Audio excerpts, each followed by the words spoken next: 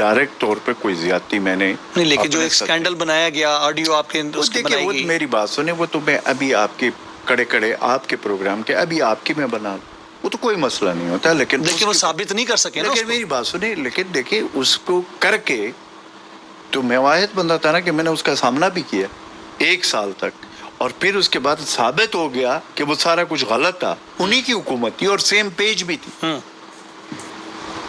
लेकिन उससे पहले जो मुझसे डिमांड किया गया था इससे पहले, तो वो तो कुछ और था। वो तो मुझे ये कहा गया था, अब आपने मुझे इस बात पे ले आया, वो तो मुझे 2 हफ्ते या 3 हफ्ते उससे पहले मुझे किया था कि एक कागज दी गई थी और उसमें मुझे कहा गया था कि ये जो है ना कल के तमाम अखबारों में, जो मैं इंफॉर्मेशन की वजारत मेरे पास थी कि ये कल की तमाम अखबारों में आनी चाहिए। और उस पर एक टाइटल क्या लिखा हुआ था, यू नो अबाउट दैट? नहीं। गद्दार बाप का गद्दार बेटा। और ये किसके लिए था? किसके लिए था? मैं तो इस वक्त उसका नाम भी नहीं ले सकता हूँ, वो इतना बड़ा आदमी। और मैंने जब इनकार किया तो मुझे उस वक्त कहा गया कि इसके रिपरकशन आपको भुगतने पड़ेंगे, जो अभी बड़े तो मैं अहम ओहदे पर आपको है। मेरी बात सुने, मैं सिर्फ और सिर्फ इतना आपको बता दूं कि इस मुल्क में हमने सारी चीजें देखी है। ये नहीं है कि हमें पता नहीं था।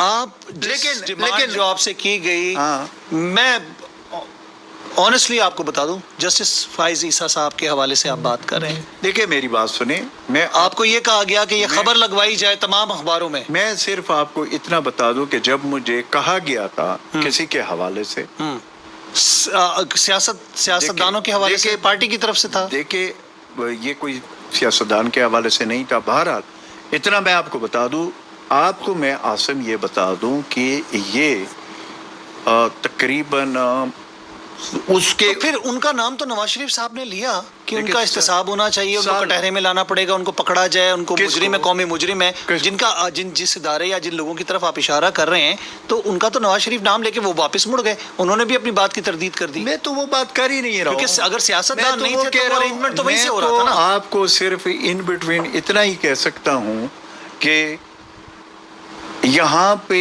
इस मुल्क में अगर आपका ये ख्याल है कि आपने मुझे कहा कि आप एक नजरिए के तहत अगर कहीं पे जाए तो उसके इर्द गिर्द जो आपके लोग होते हैं, ठीक है।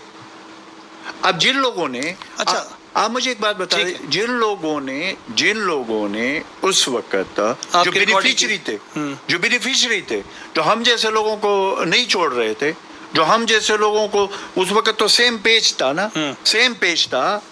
यानी ये तो मैं बात कर रहा हूँ 2020 जुलाई की। मेरा एक बुनियादी सवाल है, इस बात को आपसे मुझे करूंगा, क्योंकि अभी